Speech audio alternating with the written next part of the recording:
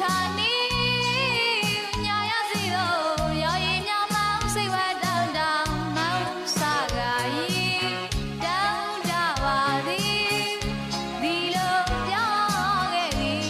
ကျွန်တော်ရောက်လေရာ